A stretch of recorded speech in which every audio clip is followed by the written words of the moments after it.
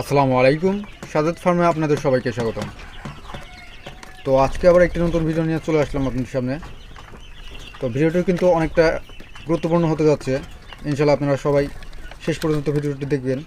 তো আজকের আলোচ্য বিষয় হলো কোয়েল পাখি প্লাস অন্যান্য পাখি বলেন, হাঁস বলেন, যেটাই হোক, এইগুলা প্যারালাইজড কেন হয়, হাত পা এড়িয়ে দেয়, পাখা ঝুলে যায়, চলাফেরা করতে পারে না, ঘাড় বাঁকা হয়ে যায়।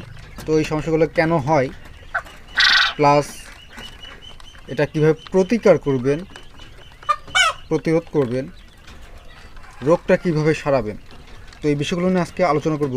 ইনশাল্লাহ আপনারা শেষ পর্যন্ত দেখবেন। তো এখানে যে পাখিগুলো আপনাদের আমি দেখাচ্ছি, এই পাখিগুলো কিন্তু গত একদিন আগে